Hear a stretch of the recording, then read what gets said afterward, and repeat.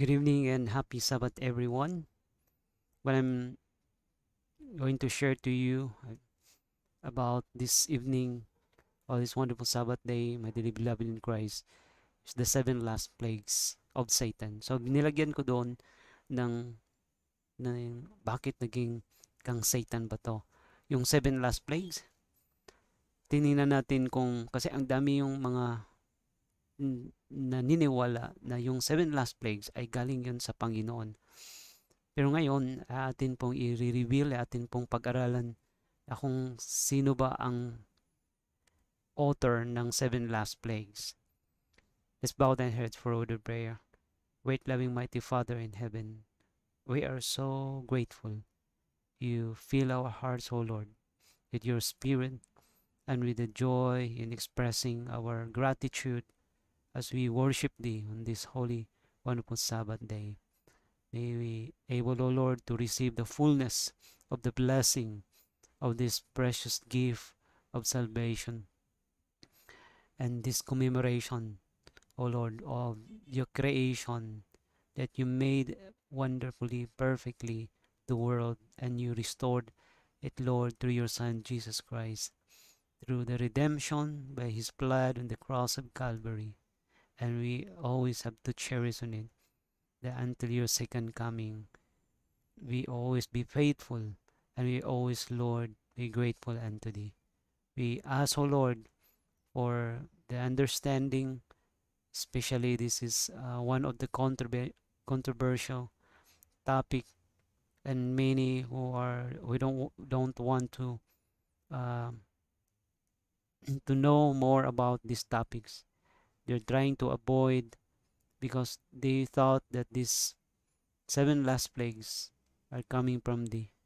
But we thank the Lord for revealing to us what is really the truth about the seven last plagues. May these words, may this presentation that give us, Lord, more knowledge and comfort and give us hope and the certainty that you are always guiding us as your people. All this we ask in Jesus' name. Amen. So nakikita niyo doon sa screen, no? Ang dami yung mga elements of the last plagues.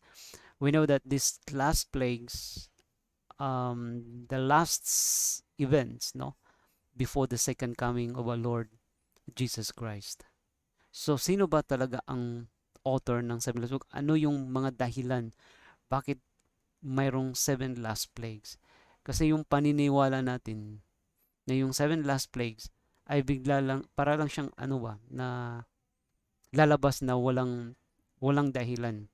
So, they're going to expose kung ano yung mga major causes ng mga plagues, bakit mangyayari ang seven last plagues. In Revelation 14:9, ang third angel's message is part of the warning, no? Hindi lang yung gospel yung dinala niya, hindi lang yung last message of mercy, at the same time yung last message of warning. Na ito yung pinaka-fearful according to the great controversy, ang third angel's message. And the third angel followed them, saying with a loud voice, if anyone worship the beast and his image and receive his mark in his forehead or in his hand. So ano itong verse 9? Ang verse 9, my dearly beloved, actually this is a spiritual plague to siya. And ang result, when we worship the beast and his image, then it brings eternal consequence. Yun ang verses 10 to 11 that says, the same shall drink of the wine of the wrath of God, which is poured out without mixture into the cup of his indignation, and he shall be tormented with fire and brimstone in the presence of the holy angels and in the presence of the Lamb. And the smoke of their torment ascended up forever and ever, and they have no rest day nor night, who worship the beast and his image, and whosoever receive the mark of his name. So nakita yung connection na these three verses are inseparable. Verses 9, those who worship the beast and his image, and verse 10, those who receive the mark, and verses 10 to 11 are inseparable texts. Ibig sabihin na yung verses 10 to 11 ay yung consequence pag tinanggap natin yung worship ng beast and his image and his mark. Ang pagka-intindi ko before, no? Na understanding natin na yung verses 10 to 11 ay ito ay mangyayari during the time sa third coming. Pero this is not the context, no?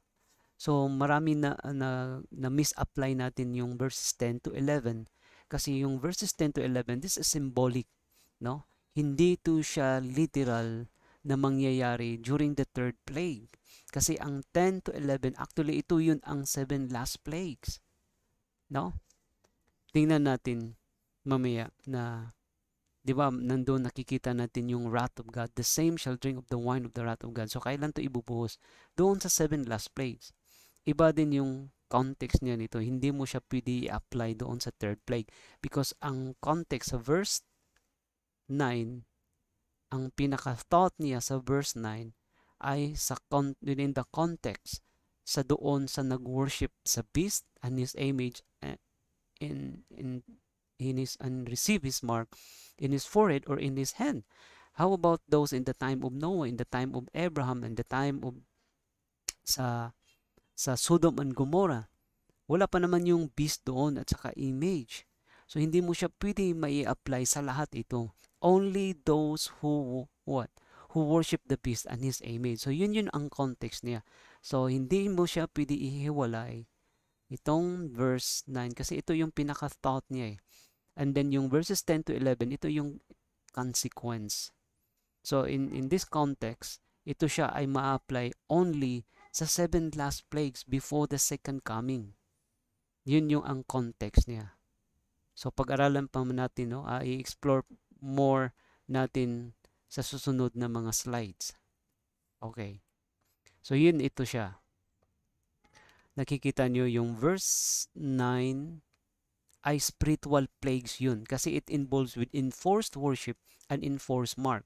Unlike yung verses 10 to 11 ay physical plagues yun. Yun ang wrath of God, di ba?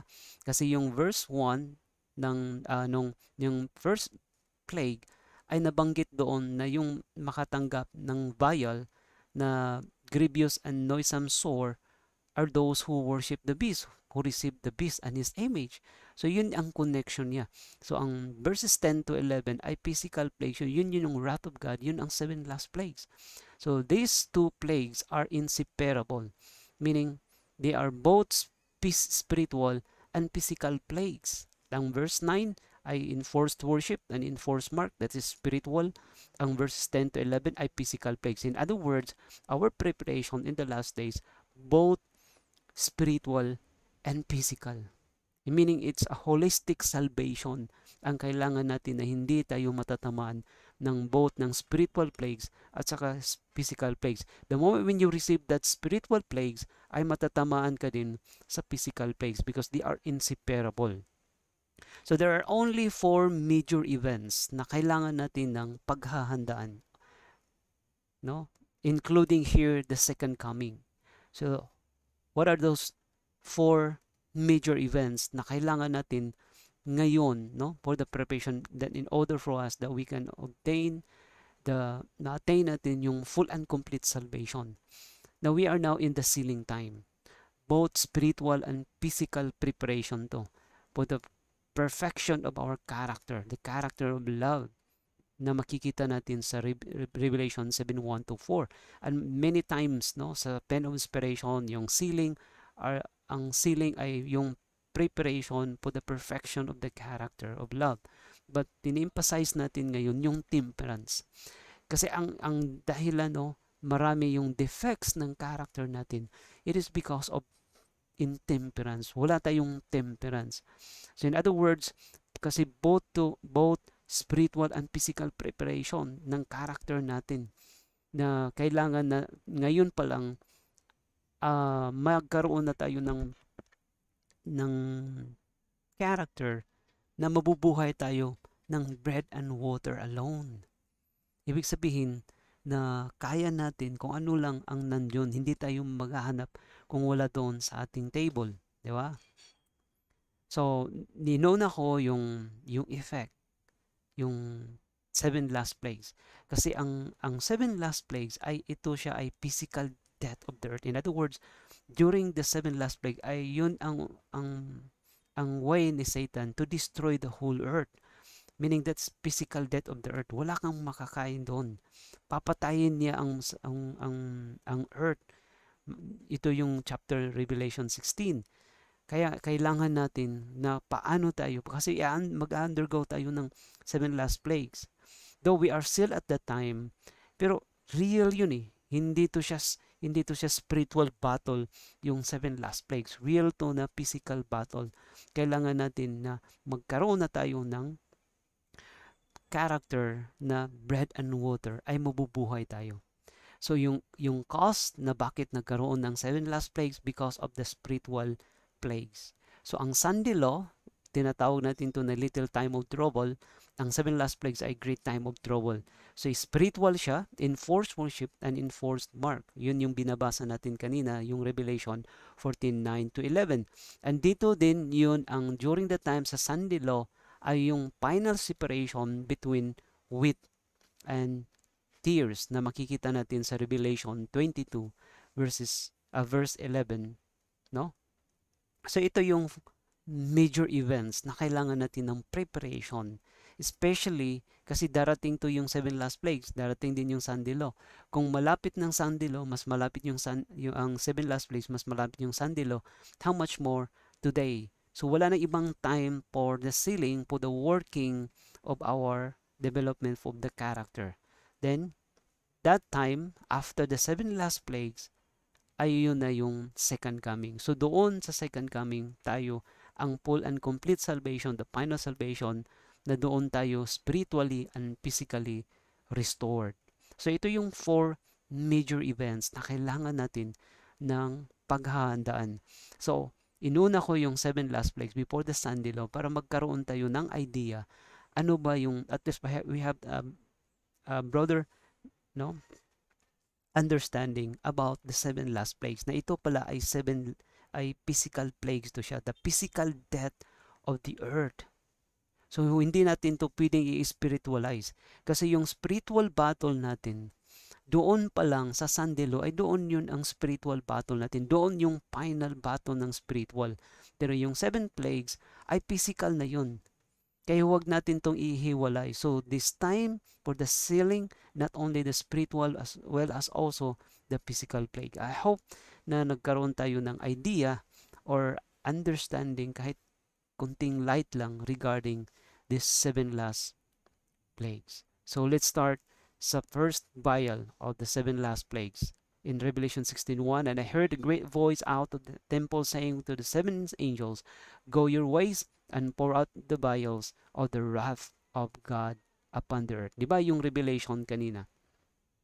Na verse 10 to 11, Revelation 14, yung binasa natin na the wrath of God. So ito na yun. So dito natin ma-apply yung wrath of God, yung Revelation chapter 14 sa warning ng third angel's message.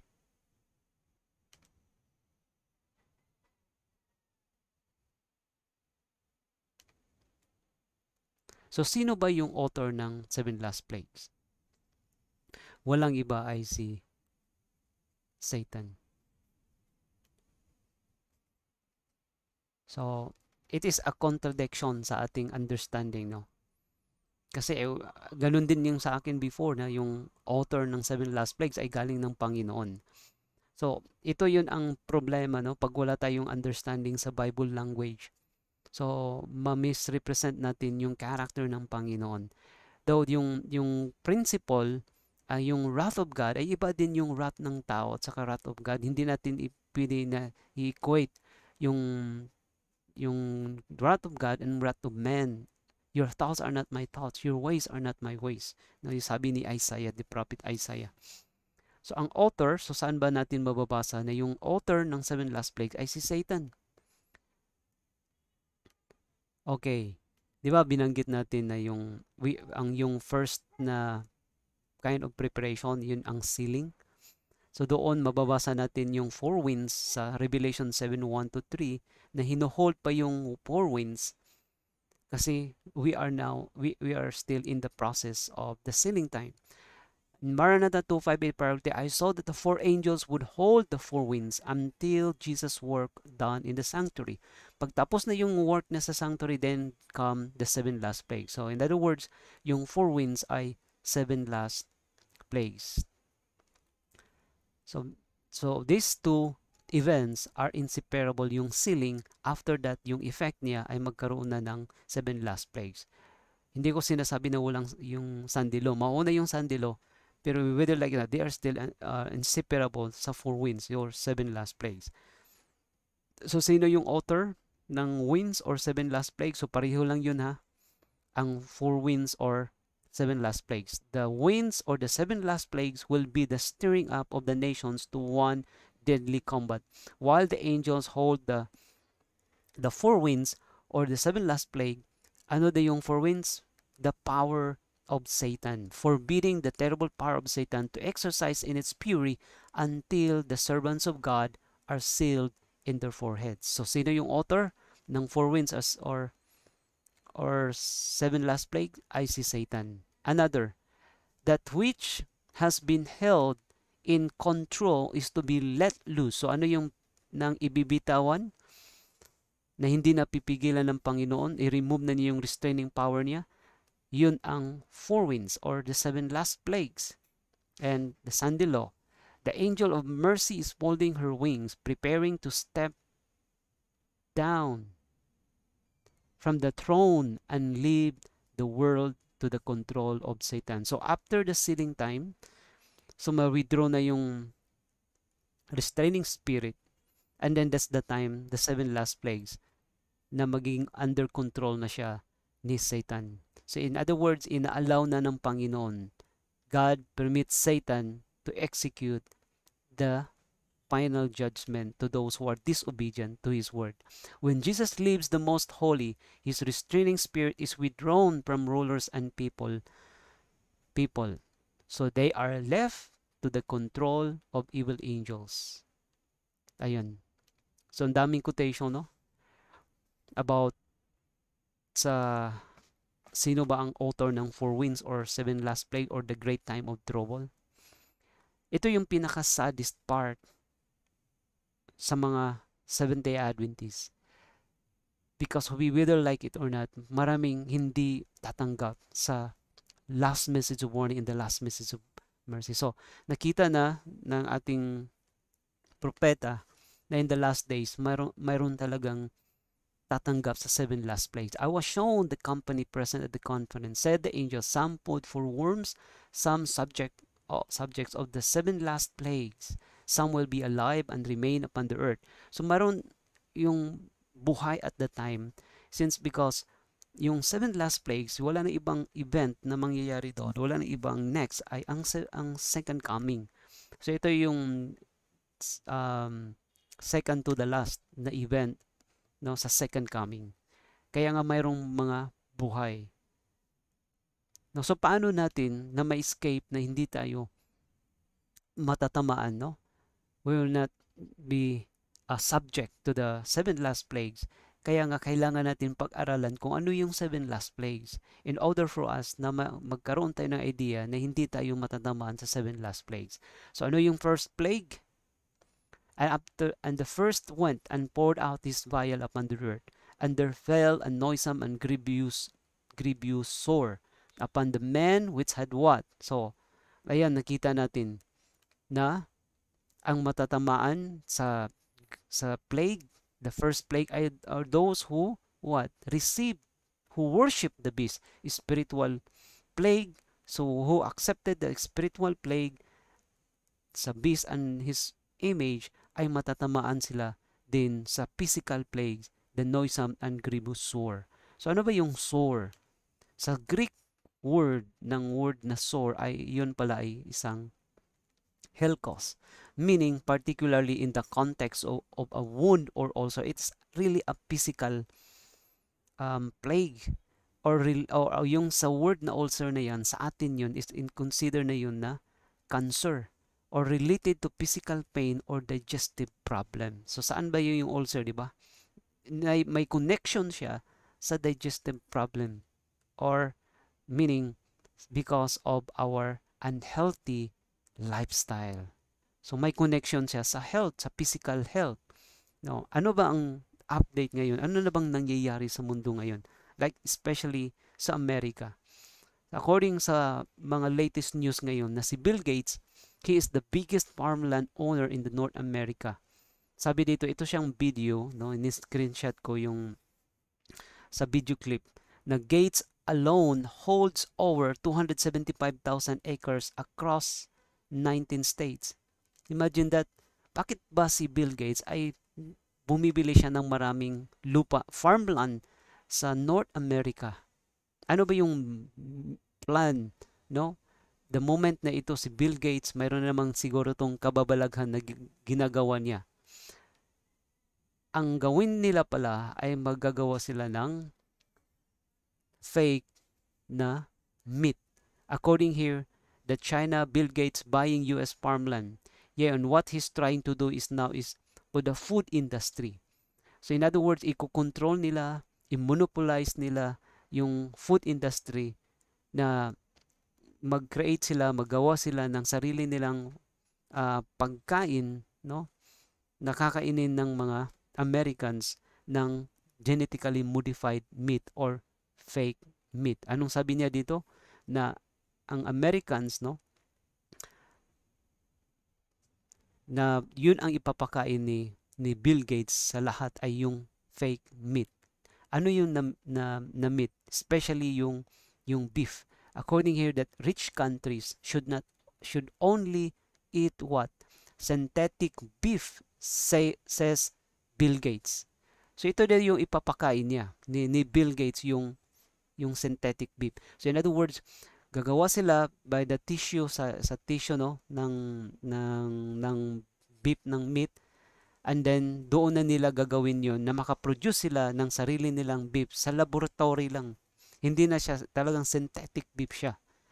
So anong mangyayari nito kung ito yung kakainin ng mga Americans? Yung genetically modified na mga, just like sa seed, di ba? Genetically modified seed. Ganun din sa meat yung gagawin ni Bill Gates. So pakikinggan natin kung anong sinasabi niya dito. Here's the real answer. We cannot digest anything that's genetically modified because we do not have the fitting enzymes to digest it. Now the body is basically handling it as toxic waste.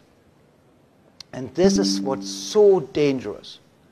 The dead mutation in the food, that food is now dead and mutated, filled with pesticides or whatever it might be. The body has no idea what to do with it. Keeps on producing enzymes, trying to produce biochemical and electrical reactions to somehow get rid of it. Digestion is the main cause of loss or the main use of energy. Digestion takes the most energy out of us. But now usually you digest for a certain amount of time and then you stop. But with genetically modified food, it's in your body for hours or days or weeks. And the body keeps on trying to get rid of it. There are toxic gases being created by this process of rotting away. The food is not being digested. It's rotting away. And constantly producing toxins and toxic gases. And this is God where just one element of this starts. So yan. Ayun na yung mangyayari sa atin, no? Napakadelikado pala yung GMO sa lahat ng nilalagay sa natin sa ating katawan. So ni-explain niya kung hindi pala yun madadigest.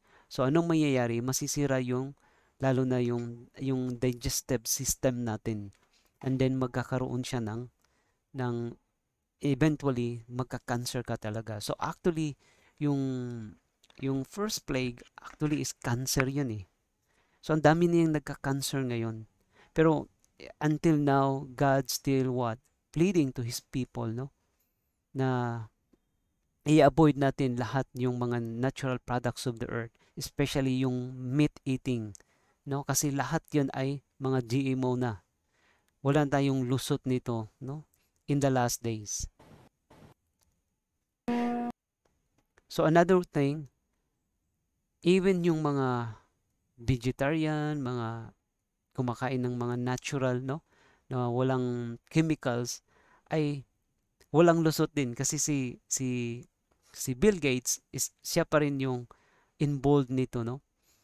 Author din siya na yung gagawin niya ditong video clip na to, it's a news regarding na lahat ng mga natural products ay nilalagyan pa rin ng chemicals. PSA for anyone going to the grocery store. Yes, even natural health food stores. Next time here in the produce aisle, please be on the lookout for this label. And whatever you do, do not go near it. Appeal, or Edappeal, is a World Economic Forum and Bill Gates funded product that is being sprayed on fruits and vegetables, which are on the verge of spoiling, so that they appear fresh and last longer. Even more frightening is the fact that Appeal has been approved for use on USDA organic produce under the name Organappeal. The main ingredient found in the Appeal coating is mono and diglycerides, which are extracted from grapeseed oil. This is then processed with the use of two solvents, which are ethyl acetate and heptane, both of which are hazardous chemicals known to seriously damage internal organs in the case of repeated exposure. This coating cannot be washed off. Additionally, the World Health Organization's International Agency for Research on Cancer, or IARC, recognized glycidol, another name for these same ingredients, as, quote, probably carcinogenic to humans.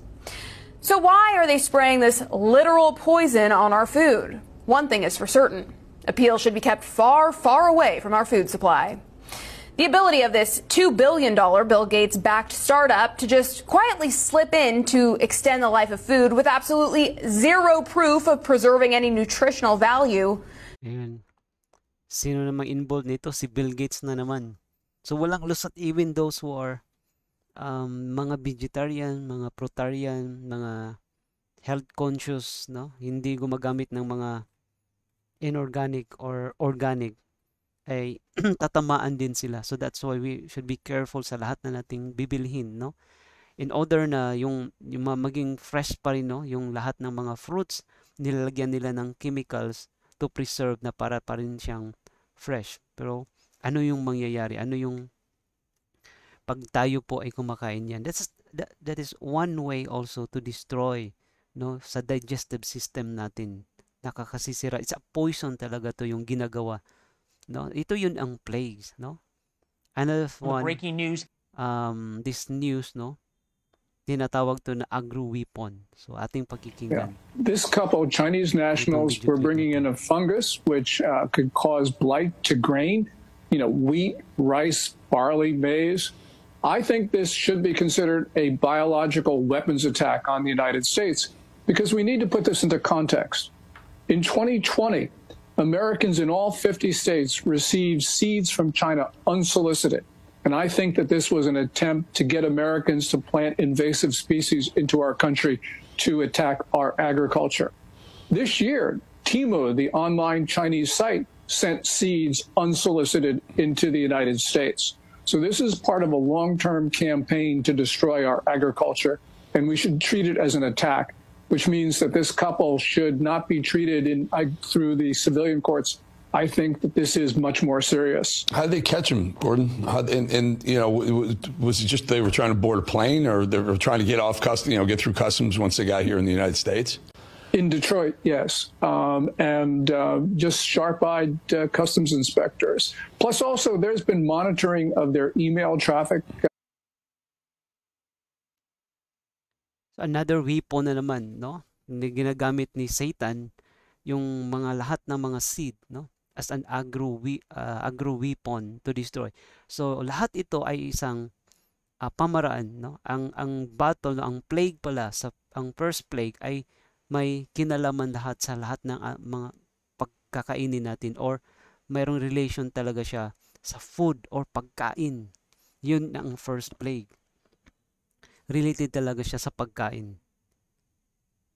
So yun ang mangyayari doon sa first plague. Ito yung first plague niya. Yeah. No? Ano yung purpose nila is to monopolize the global market. Kaya nga gusto nila i-pursue yung Agenda 2030, di ba? You own nothing and you be happy. So this is the way paano nila imomonopolize yung market. Like Bill Gates, di ba? Kahit billionaire na siya, hanggang ngayon, because of the wickedness, because for the love of money, gusto nila i-monopolize yung global market, yung food industry. So yung first plague is a plague siya na may kinalaman sa pagkain, no? That is why ito yun na ma-appreciate natin na bakit mayroon tayong health reform message. Okay? Pero maraming hindi nila naiintindihan bakit palagi na part of the third angel's message na ma-arm siya. The health reform I was shown is a part of the third angel's message. Diba? Binasa natin ganina na and the third angel followed saying, if anyone worship the beast. So may kinalaman both spiritual and physical plagues. That is why it's part of the third angel's message, ang health reform, and it's just closely connected with it as are the arm and hand with the human body. Sino ba yung gusto natin na walang arm? Sino ba yung gusto na walang paa? Hindi yun pwede, di ba? Yun din ang spiritual body of Christ. Kailangan na, hindi naman pwede niya liligtasin tayo ng Panginoon. We will be saved. Pupunta tayo ng heaven na wala tayong mata, walang ilong, walang liig, walang ulo, walang physical body. Hindi yun pwede na yung liligtasin lang ng Panginoon yung spiritual natin. So we are holistic, no? We are spiritual being with a physical body. So yun ang purpose niya. So dapat maiintindihan natin, na ma-appreciate natin, ito pala yung bakit na always binigyan tayo ng warning na kailangan ang health reform message in the last days. And according in last day events, God is trying to lead us back step by step to His original design that man should subsist upon the natural products of the earth. Kasi magkaroon ng 7 last plagues, at saka kung hindi tayo, when we are disobedient, then matatamaan tayo sa first plague. Kaya kailangan natin na yung itaboy na natin, no? We have to avoid and to refrain by using natural products of the earth among those who are waiting for the coming of the Lord. Kasi yung coming and 7 last plagues ay almost magkasabay na sila eh. Diba? Hindi sila it's an inseparable event after the 7 last plagues. So malapit na siya. So kaya nga, meat eating will eventually be done away. Flesh will cease to form a part of their diet. Ibig sabihin, may connection siya sa 7 last plagues. Kung ayaw natin matatamaan sa first plague, then we have what? Obedient tayo sa lahat ng word, sa pen of inspiration, because this is the last message of warning and the last message of mercy. The manifestation of God's love for each one of us. Ayan. Sabi niya, there are those who ought to be awake to the danger of meat eating, kasi nakikita na at pinakita ng Panginoon sa atin through our prophet na ano yung mangyayari in the future, na hindi na siya safe yung kumakain ng flesh of animals. Nakikita na natin ngayon, pinakita sa atin kung ano yung mangyayari sa first plague. Thus, endangering the physical, mental, and spiritual health. Ayan. So, makikita natin na nandoon na si Satan sa land. Sa lahat ng agriculture, nandoon siya sa agriculture. Si Satan, ginamit na yung human agent, like Bill Gates. Satan is even now seeking by disasters upon sea and land to seal the fate of as many as possible. If we would dwell in safety from the noisome pestilence, sa first plague, if we would be preserved from dangers seen and unseen, we must hide in God. So paano tayo mag-hide ng Panginoon if we are disobedient sa kanyang word? No? So yun ang first plague. So let's go to the second plague. Ano yung second plague? And the second angel poured out his vial upon the sea. So doon sa sea, and it became as the blood of the dead man, and every living soul died in the sea. So hindi ito siya literally na ang sea, yung dagat, ay maging blood talaga siya. Kasi ang ginamit ito, became as. O yung word na as parang pareho lang. Pero yung meaning niya ay yung sea, ang dagat, ang plague sa dagat, ay makontaminate siya ng mga deadly chemicals. So yung sea ay magkakontaminate siya ng mga different deadly chemicals na makakamatay siya, no, makapoison sa lahat ng living creatures nandoon sa dagat. Yun ang ibig sabihin yan. So ang contaminated with deadly chemicals, yun ibig sabihin yun. It is Satan's power that is at work. Saan? So sino yung author ng first plague? Si Satan. Sa second plague, siya pa rin. Kasi Satan is, ang doon niya ini-exercise yung power ni Satan. Saan? Sa dagat. To bringing calamity and distress and sweeping off multitude to make sure of his prey. So nandoon si Satan sa dagat. I-contaminate niya, i-poison niya yung dagat, lahat ng mga parang mamamatay. At the same time, siya din ang dahilan, magkaroon ng flood, tsunami, lahat sa kanya to ni Satan. He is working. Yun ang second plague. And the third plague poured out his bile upon the rivers and fountains of waters, and they became blood. So the source, no, yung mga rivers and the fountains of waters ay the same din yan, maging the same din as blood. Namamatay din yung lahat ng mga aquatic, no, organism na nandoon sa waters or sa mga rivers. So second plague and third plague. So ano yung gamit ni Satan sa second plague at saka third plague? Ano yung gagamitin niya na instrument? Okay. According to Great Controversy 589 paragraph 2, that Satan works through the elements also to garner his harvest of unprepared soul. He has studied the secrets of laboratories of nature. So in other words, alam ni Satan, no, pinag-aralan niya yung science, the true science. And yung true science ay kanyang sisirain by using the false science. So this ay invention to ni Satan. So magkaroon siya ng invention ng gamit ng technology to destroy the nature. Kasi yung seed, nature yun eh. Yung atmosphere, yung air, nature yun. Yung land, nature yun. Lahat ng mga rivers, yung mga trees, lahat ay nature. So yung gagawin niya by means, so walang ibang way to destroy the nature ay by using technology. Di ba lahat ngayon, ano yung sira ng ating kalikasan, the natural resources, is because of technology. Ayan. Ano daw, sabi dito, he uses all his power to control elements as far as God allows. It is God that shields his creatures and hedges them in from the power of the destroyer. So ang gamit niya ay weather modification. Especially, ano yung connection na yung second plague at saka third plague sa atmosphere.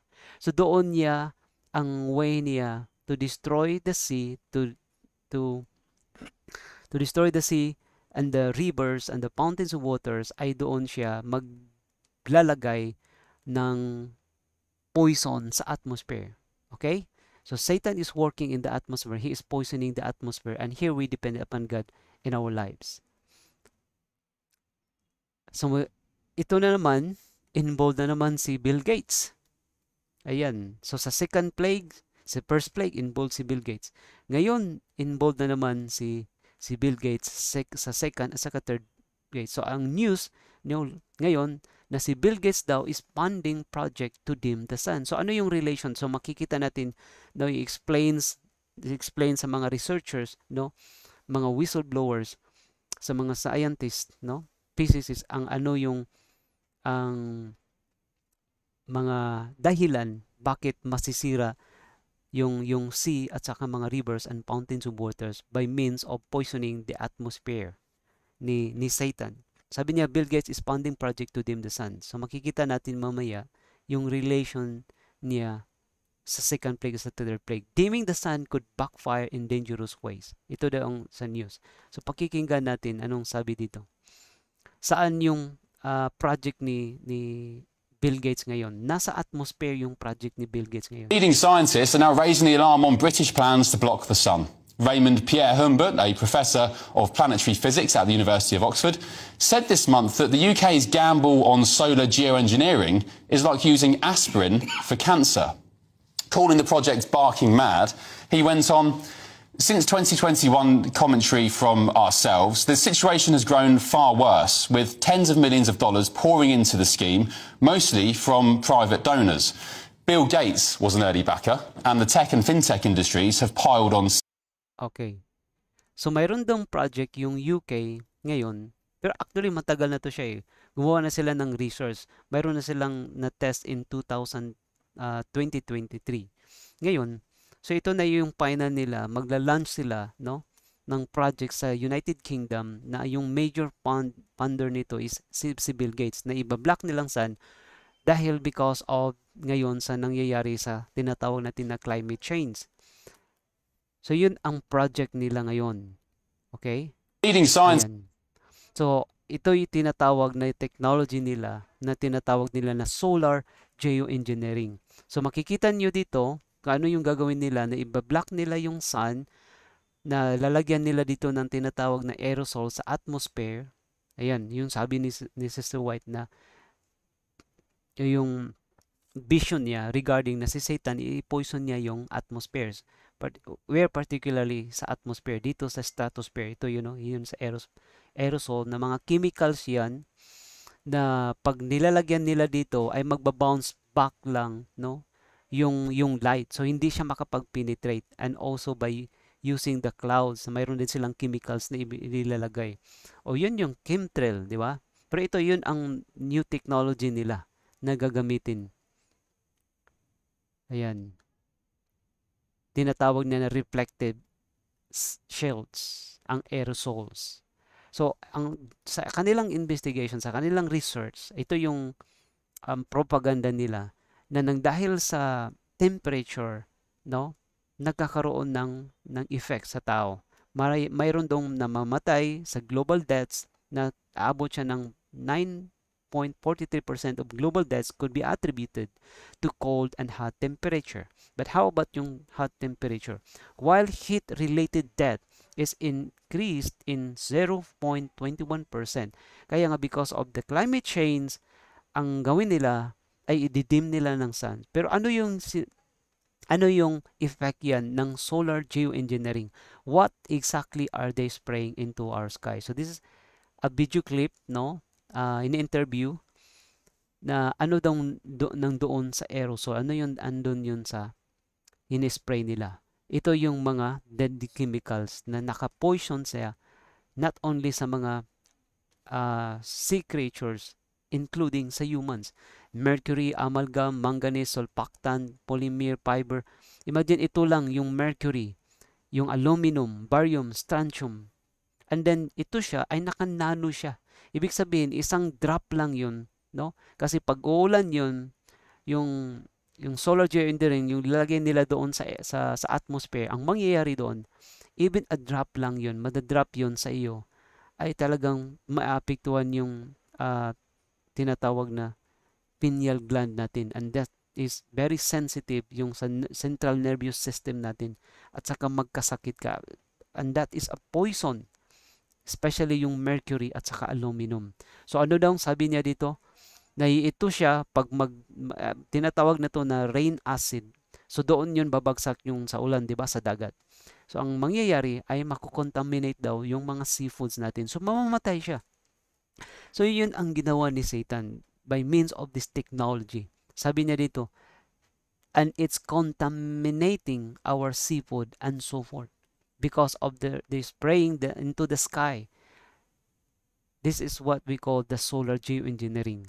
Okay? So sabi dito na yung both mercury and aluminum are toxic to sea. So saan yung work ni Satan? Satan is working on the sea, in the atmosphere. He is poisoning.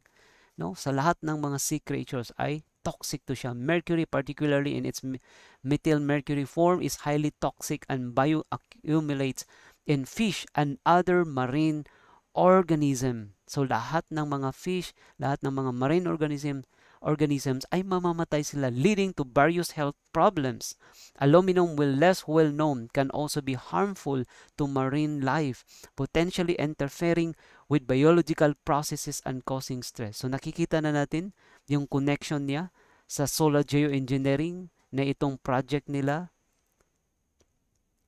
ano ang matatamaan? Lahat ng mga fish, lahat ng mga aquatic organism, lahat ng mga seafoods, creatures ay mamamatay. So yun ang connection niya. Tama yung sinabi ni Sister White that Satan is poisoning the atmosphere. So yung sulfur dioxide is a key ingredient in the formation of sulfate aerosol which can reflect sunlight back into space. Sulfur is a potential geoengineering candidate particularly in ECI research. So yun ang isa sa pinaka-key ingredients na magkaroon ng i-block nila yung sunlight back into space. So ito yung project ng UK. So, alam niyo yung pangalan na nilagay nila? Ang pangalan dito ay ano daw? The Stratospheric Aerosol Transport and Nucleation or Satan. Grabe no? So pinupulfill nila ang sinabi ni Sister White na Satan is what? Poisoning the atmosphere. So saan? Particularly sa atmosphere, sa stratosphere. Kasi yung atmosphere natin, mayroon siyang 4 layers. So nandoon siya sa second layer. Nandoon si Satan sa second layer. Tama yung sinabi ni Sister White. So ito yun, no, 'di ba? Mayroong layers yung atmosphere natin, yung una is troposphere. Pag-abot na siya ng 10 to 20 kilometers, yung 10 to 30 kilometers, yun ang stratosphere. So doon si Satan, he is poisoning the atmosphere. Tama yung sinabi ni Sister White that Satan is working in the atmosphere. He is poisoning the atmosphere. Kailan pa yun sinulat niya? In 1890. So ito yun ang cause na bakit mayroong second plague at saka third plague. Nang dahil si Satan is poisoning, he is working in the atmosphere, in the sea. Yan. Tama. So pinupulfill nila ang spirit of prophecy. Satan is poisoning the atmosphere. Satan, nagmamanifest sila ngayon na nire-reveal nila kung sino talaga sila. Pakinggan natin, no? Sila yung yung ginagamit. Satan nga, Satan yung maririnig natin na Satan yung pangalan nito. Okay, Sandy, let's come back to you then. And we've been talking about the dimming of the sun in recent news programs. What's the latest? Well, I mean, bearing in mind, obviously, I know we've spoken about it before, I think it's 56.8 million has been allocated by the government to fund experiments aiming at dimming the sun, as if they weren't doing it before anyway. They brought this in on April the 25th, which involves the use of atmospheric aerosol technology known as Satan, stratospheric aerosol transport and nucleation. I mean, it sounds extraordinary, doesn't it? But anyway, and how silly is that? Satan, stratospheric, which involves the use of atmospheric aerosol technology known as Satan, stratospheric aerosol transport and nucleation. I mean, it sounds... Okay, Sandy, let's come back to you then. So ano daw ang pangalan? Satan nga. Sabi, no? To the very letter, yung prophecy na Satan is working in the atmosphere. He is poisoning the atmosphere, especially in the stratosphere. So nandoon si Satan sa stratosphere. Yun, di ba? Nabanggit niya. Satan yung pinangalan nila na itong technology na to. Okay. So gamit nila yung Boeing 77 aircraft. Then doon, ito yung aerosol reflection. Pag magulan siya, magiging acid rain, andoon yan maapektuhan. So doon pupunta sa mga sea, sa land, sa mga rivers. Okay. So si Bill Gates, siya din, di ba? Sa first plague, second plague, involved din si Bill Gates. Siya tinatawag na Witherman. Tinatawag din siya sa pharmacy, tinatawag nito sa vaccine. Siya din, farmer din. Lahat. So nagiging agent din siya. Ginamit siya, no? Si Bill Gates. So all the elements of the 7 last plagues. So ang first plague, ang cause niya ay nang dahil sa mga genetically modified organism, no? Yung pagkain because of disobedient and healthy lifestyle. Kaya nga natatamaan tayo.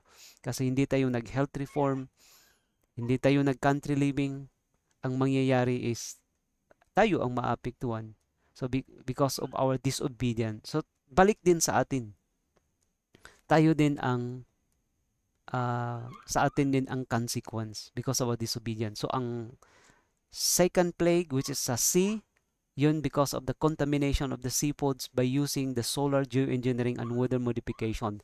And the third plague is the river, the aquatic organism ay mamamatay din by means of the solar geoengineering and weather modification. So yun, Satan is working in the sea and working in the atmosphere and poisoning the atmosphere. So ito yung mga ginagamit na technology ni Satan.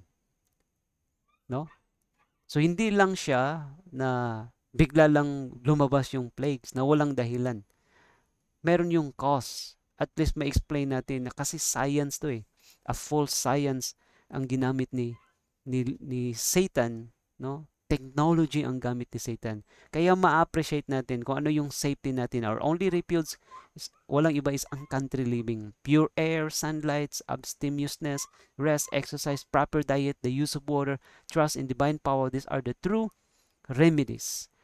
Kasi ma-undergo tayo kasi yung 7 last plague nga is physical nga to eh. Hindi to spiritual battle. Tapos na yung spiritual battle sa Sandilo yun. Kasi mauuna yung Sandilo pag hindi tatanggapin natin yung worship ng beast, no, ng mark, then matatamaan tayo sa spiritual plague, at the same time matatamaan tayo sa physical plague. So ano yung fourth? Let's go to the fourth. Ang fourth ay sabi dito, the fourth angel poured out his vial upon the sun, and the power was given unto him to scorch men with fire. So, si Satan din, gagamitin niya yung sun, no, as an instrument to what? To destroy humanity by means of fire. So, ang sun is a symbol of fire. Hindi siya actually na magkaroon ng sisirain niya yung sun. Kasi nandito lang sa earth ang gigibain niya. So, ang mangyayari, ang sun dito is an instrument na nag-represent, symbolize siya sa literal na fire. And men were scorched with great heat and blasphemed the name of God which had power over the plagues, and they repented not to give him glory. So ano naman yung instrument or technology na gagamitin ni Satan to destroy humanity by means of fire? So sabi niya sa last the events, no, sa Spring of Inspiration, fires will break out unexpectedly. So magkaroon ng fire na hindi na natin i-expect, and no human effort will be able to quench them. Hindi nila ma-quench ang mga fire. The palaces of earth will be swept away in the fury of the flames. So big talagang literal to na fire. Property and life will be destroyed by fire and flood. So, mayroon siyang literal na fire. So, saan galing? So, ano yung instrument? Kasi galing to ni Satan. So, ano yung instrument gamitin niya? The same na instrument. Matagal na pala itong tinatawag ng weather modification or climate engineering.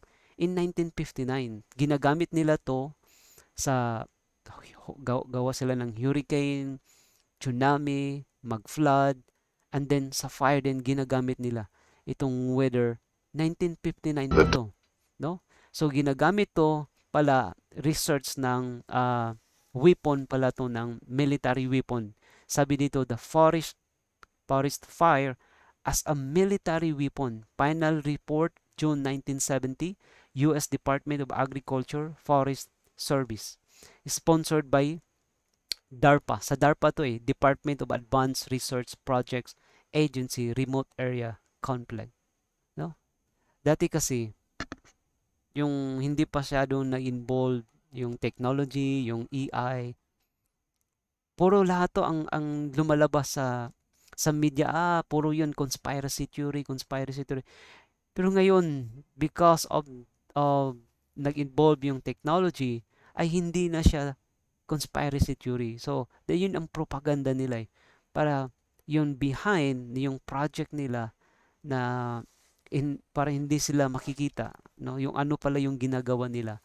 Kaya nga, gumagawa sila ng propaganda na ito lahat ay conspiracy theory. Pero totoo to siya lahat. Napakalinaw yung sinabi sa Spirit of Prophecy. By using technology to destroy by means of fire.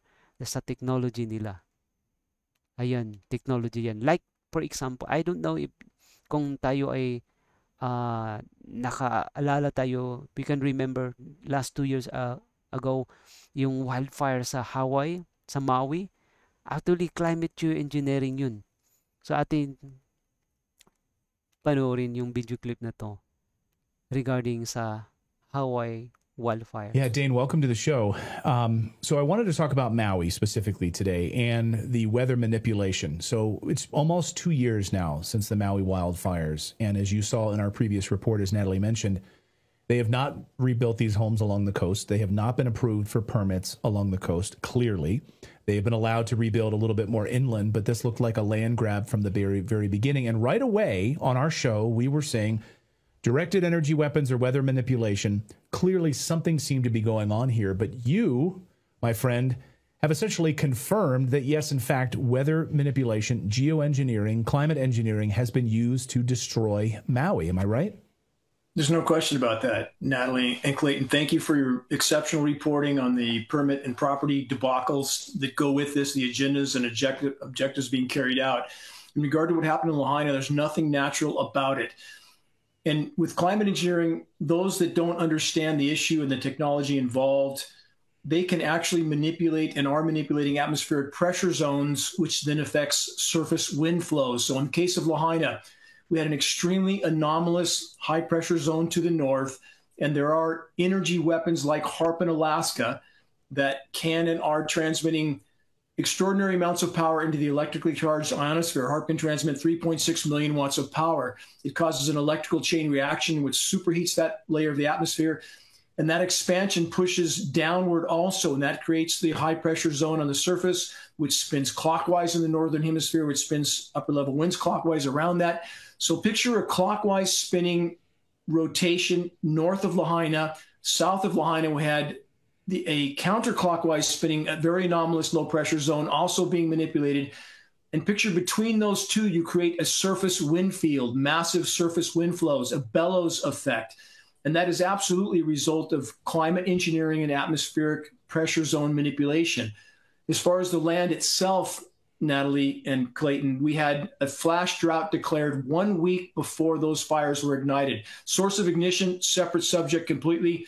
We can debate that, but what established the conditions for those fires to burn with such ferocity, and that is climate engineering, period, not just the bellows effect from the 80-mile-an-hour winds, drying out the region, flash drought effect, exactly what's described in the U.S. military document that you showed a moment ago, the geoengineeringwatch.org found on military archives and posted. And you have the incendiary dust. That's very important to consider. So you have this extended period of time, no precipitation, an incendiary dust. It's part of climate engineering operations, starting with aluminum nanoparticles that are such an effective incendiary that that's the primary element used in military demolitions, thermite. So again, this incendiary dust covering everything. It's like a fire starter? Is that what you mean? It was already in place. Once ignited, Natalie, yes. Ayan. Narinig natin na it's a solar geoengineering climate modification activities na yung term na ginamit nila ay yung flash drought. Ibig sabihin, before yung wildfire, no, ay gumamit sila na yung, ano ba yung flash drought? Ibig sabihin, even the foliage, gawin muna nila yun na ma-dry lahat, no? So, pag na-dry yun, then another, kung ignition nila gamit nila ay laser. Kasi nga, during the time, even sa California, ay hindi nila nakikita saan galing yung fire. Kasi ang gamit nila, hindi nila mo makikita yun eh. Laser yung gamit nila. Kasi pag nag-ignite yun, kasi because of the temperature na napakainit na siya, because of the flash drought, yung term yung ginamit nila, ay ano yun eh, parang yun yung butane, di ba? Bigla yung parang sumabog siya.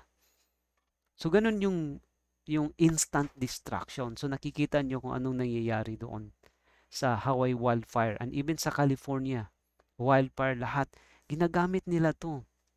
So tama yung sa spirit of prophecy.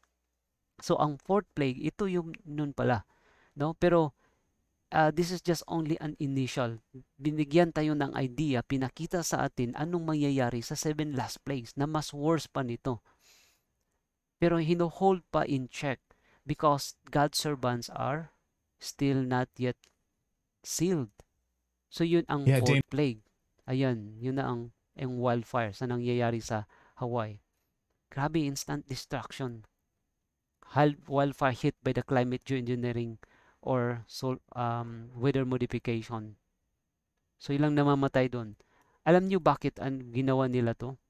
Actually, mayroong lumabas na leak kasi na ang after that wala na nila ni-rebuild yung land na yan doon, lalo na malapit sa shore. It was because binili ng BlackRock. So another story yun. So kayo na yung mag-research doon na mayroong behind na business, no, sa wildfire sa Maui or Hawaii. Property and life will be destroyed by fire and flood. Grabe. So tama yung sinasabi ni Sister White. So ang second, third at saka fourth plagues ay cause ng technology of solar geoengineering and weather modification or weather geoengineering activities. Satan is even now seeking by disasters upon sea and land to seal the fate of many as possible. So yun ang mangyayari doon sa second, third at saka fourth plagues. Okay, so ito na. First, ang GMO because of the unhealthy lifestyle. Second plague, contamination of seafoods, rivers, waters, aquatic organism. Sun represents sa fires. So ang dahilan ay gamit yung weather modification by solar geoengineering. So involved pa rin si Bill Gates. Okay, so first, second, third at fourth plague. So isa ang first plague lang ay GMO and the second, third and fourth ay by using weather modification and solar geoengineering. So ito yung first 4 plagues. Ito yung ang mangyayari in the last days sa 7 last plagues. Okay? Sa lahat of all the plagues, alam niyo mga kapatid, ito yung pinakakalungkot sa lahat. Ang fifth plague. Ito yung pinaka-worst. Ito yung pinaka-grabe na plague sa lahat. Ang fifth. Bakit? Of all the plagues. Though terrible yung mangyayari. Horrific scene that we will be witness on the 6th plagues and the 7th plagues. Pero ang fifth plague na kailangan ito yung bigyan natin ng attention. Na kailangan maiintindihan natin ang fifth plague. Ang fifth plague, ang dami kasi yung interpretation nila na itong fifth plague ay literal na darkness. Okay? Ano ba yung darkness dito? And the fifth angel poured out his vial upon the seat of the beast, and his kingdom was full of darkness. So ano ba yun ang darkness nito? Is it literal na darkness na magkaroon? Remember na hindi maapektuhan yung sun. Though mayroong mangyayari na blackout o yung mga tinatawag na cyber pandemic, i-attack yung energy. Pero hindi ito siya na literal na darkness. And they know their tongues for pain. Bakit ba? Kasi kung titingnan mo, bakit sila nag-nod ng kanilang tongues for pain? Nang dahil ba sa dilim, literal din? And blasphemed the God of heaven because of their pains and their sores, and repented not their deeds. Now, look at verse 11. Di ba i-blaspheme nilang na ang Panginoon sa heaven? Because of physical pain to ha? Because of the pains and their soul. Nang dahil sa first plague, natamaan sila sa first plague. Natamaan sila sa second plague, sa third plague, at saka fourth plagues. So, 4 plagues natamaan sila. Kaya nga on the fifth plague, only they realize Sa plague pa sila natamaan. But they are now in darkness. Okay? Kasi yung context niya ay doon sa lahat ng seat of the beast and his kingdom was full of darkness. So the beast and his image and his kingdoms, so lahat sila ay hindi naka-realize during the time sa plague. Kaya magkaroon sila ng tinatawag na mental agony. So physical pain because of the darkness. Kasi darkness na during that time yung situation nila ay nasa darkness sila. So ano bang ibig sabihin ng darkness na yon? Sino ang kagagawan? Sino ang naglagay ng darkness? We are near to the close of time. I have been shown that the retributive judgment of God are already in the land. The Lord has given us warning of the events about to take place. So nagbigay ang Panginoon ng warning sa events about na mangyayari, ang 7 last plagues, ang sandilo. Light is shining from His Word. So ang light dito is galing sa Word. Nagrepresent ng Word. Yet darkness covers the earth and gross darkness the people. Ano ba yung darkness? The darkness is because of the rejection of the word, the warning that God has given to them before the sandilo. Pero anong ginawa nila? Nireject nila, and then kaya nga on the 5th plague, kasi pag nireject mo yan, tatamaan ka sa 1st plague, 2nd plague, 3rd at 4th plague. So doon sa 5th plague, doon pa nila na-realize. Because they rejected the message, and kaya nga nandoon sila. Kaya nagkaroon sila ng another pain, physical pain, yung mental agony. Pain lang hindi sa physical, sa 1st plague, sa 2nd, 3rd, at saka 4th, and then doon sa 5th, ano sila? Ano ba yung always nila na pinapakinggan na message? Hindi warning. Kung hindi, when they shall say, peace and safety, then sudden destruction cometh upon them, and they shall not escape. So they can no longer escape, kasi natamaan na sila sa 1st to 4th plagues.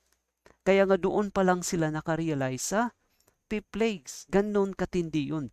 Kaya nga, we as the Seventh-day Adventists right now, it's a warning for us.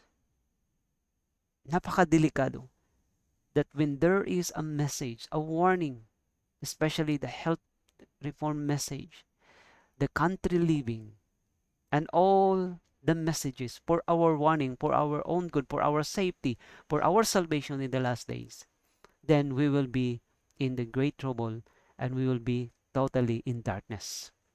The scriptures pointing forward to this time declare that Satan will work with all power and with all deceivableness of an unrighteousness. Darkness, deception to eh. His working is plainly revealed by the rapidly increasing darkness, the multitudinous errors, heresies, and delusions of these last days. So ito yung work niya in the last days before the sandilo, ay yung lahat ay magkaroon ng darkness. Not only is Satan leading the world captive, but his deceptions are leading the professed churches of our Lord Jesus Christ. Kaya nga ang dami ang Seventh-day Adventists in the last days that they receive the sandilo, the mark, and sila ay subject for the 7 last plagues. The great apostasy, di ba, ang beast and his kingdom will develop into darkness deep as midnight. Now, the moment when you are in darkness right now, then expect the 1st and the 3rd, the 2nd, and the 4th plagues. So it's either today you can realize or doon natin ma-realize lang sa 5th plague. Pero close of probation na. Kasi after sandilo, that is a general close of probation. So doon lang sila magising. Pero wala na. Close of probation na. Late na. Wala na. So they will running to and fro ang mangyari nito. Okay? So magkatotoo ang application ng Amos 8:11-12. Behold, the days come, said the Lord God, that I will send a famine in the land, not a famine of bread, nor a thirst for water, but a hearing of the words of the Lord. Paulit-ulit, but we are always rejecting the messages. The third angel's message, and they shall wander from sea to sea. So hahanapin nila doon sa 5th plague, pero hindi na nila makikita. They will They will running unto, mapapanik na sila. To seek the word of the Lord and shall not find it. Paano nila mapainin? Nawala na doon sila kasi doon na sila sa ang lahat ng mga God's people ay hindi na nila makikita. And they are totally in darkness. So anong mangyayari? Magpatayan po lahat, ang natamaan ng 7 last plagues. Magtatama because they don't have the character of God. They did not learn to love even their enemies. Walang forgiveness. Then magpatayan, puro Adventist, mga kapatid. Diba? Yun ang pinaka-saddest part dito, mga kapatid. Those who do not now appreciate, study, and dearly prize the word of God spoken by His servants will have cause to mourn bitterly hereafter. I saw that the Lord in judgment will at the close of time walk through the earth. The fearful plagues will begin to fall.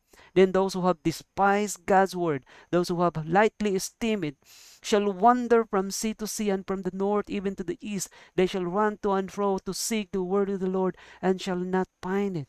A famine is in the land for hearing the word of God. That's the fifth plague. Doon lang sila makarealize. As in the days of Noah. As what it says in the days of Noah, di ba? Sa Matthew 24, the warning that in the days like before the flood, they were eating and drinking. They don't have, yun ang issue sa first plague. Tamaan sila sa first plague. They don't have the temperance, marrying and giving in marriage until the day that Noah entered into the ark, and knew not until the flood came. At the time, flood kasi yun. Sa atin is plagues. They knew not until the fifth plague came. How terrible is this, mga kapatid? It's a warning for us, not only sa lahat ng 70 Adventists and even those who are present believers. It's now the opportunity to act, to try to evaluate ourselves kung tayo po ay rejector sa mga messages natin ngayon. The third angel's message, the last message of warning, the last message of mercy. They knew not until the fifth plague came. Same as in the days of Noah. It's a warning, mga kapatid. It's either today or during the time of the fifth plague ka dadamputin. Kaya nagkaroon ng death decree at the time to slay the saints. Kasi hindi na nila alam kung anong gagawin eh. Then they began at the ancient men. The land is full of blood. Yun ang mangyayari. So we don't have time. So if you want to continue the 6th and the 7th plagues, nandoon sa another presentation ko, the 6th plagues, the nuclear Armageddon, and yung details doon. So ito yun ang last, no? Ito yung tawag nito, ang summary. Makikita nyo dyan. Ayan. Ayan. So ito na yung 7 last plagues. So hindi ko muna yun. So another time, I will continue the 6 and the 7 kasi medyo mataas to siya. So ito na lahat yung elements of the 7 last plagues: pestilence, floods, persecution, wars, famine, and earthquakes, and death, physical death of the earth. As in the song of the temple shall howlings in that day, said the Lord, there shall be many dead bodies in every places. They shall cast forth with silence. So physically mamamatay ang mundo, the physical death of the earth during the time sa 7 last plague. The field is wasted, the land mourneth, for the corn is wasted, the new wine is dried up, and the oil languisheth. So ito yung ang mangyayari sa physical condition ng earth. Physically death talaga ang 7 last plague. But the promise, he shall dwell on his place of defense, but the munitions of rocks, bread shall be given him his water. So those who are obedient, hindi sila matatamaan ng 7 last plagues. While the wicked are dying from hunger and pestilence. Bakit mamamatay sila sa hunger and pestilence? Kasi hindi sila sanay kumakain ng kinakain ngayon natin. Hindi kumakain ng gulay. Ayan, mga bata ngayon, hindi kumakain ng gulay. Ay mamamatay sila in the same as also in the time of Noah. Binigyan sila, bubuhayin tayo ng Panginoon. Isisave tayo ng Panginoon. The problem is with us. Kasi ayaw natin yun kakainin kung ano yung lang ang makapag-sustain sa atin. Kaya mamatay sila in hunger and pestilence kasi hindi nila kaya kakainin yun. Yung gusto ng Panginoon na ipibigay sa kanila. So hindi sila nasanay na because hindi na de-develop yung character nila. But those who are sanay na, it's their joy. Kahit ano yung ibibigay ng Panginoon, it's their joy. Bread shall be given him, his water shall be sure. Ayan, as in the days of Noah, they knew not until the flood came and took them all away. And they knew not until the fifth plague came and took them all away. Because they're, ano lang yung naririnig nila o gusto nila na message, peace and safety, then sudden destruction. Oh, how many I saw in the time of trouble without a shelter. They had neglected the needful preparation. Therefore, they could not receive the refreshing. All must have to fit them to live in the sight of the Holy God, and who are not obeying the whole truth, and who are willing to believe that their condition is far better than it really is, will come up to the time of the falling of the plagues, and then see that they needed to be hewed and squared for the building, but there will be no time then to do it, and no mediator to plead their cause before the Father. So sorry for that. But this is the love of God. This is the last message of mercy and the last message of warning. Hindi pwede na hindi nila maririnig to. Sa lahat ng Seventh-day Adventists, it's a warning that that's real. The 7 last plagues is the physical plague, and the Sunday law is the spiritual plague. Both kailangan natin ng preparation. So it is my prayer for each one of us. Let's continue to pray one another, encourage one another. As long as mayroon pang time, give this message, share this message to your loved ones. If you love them, give all your effort, all your time and energy in the third angel's message, because we have no time to lose. The time is past fulfilling for the closing of probation. While the probation is still given, let us work now and now and now. And it's my prayer. God bless each one of us. And happy Sabbath once again, my dearly beloved in Christ. Bless each one of us.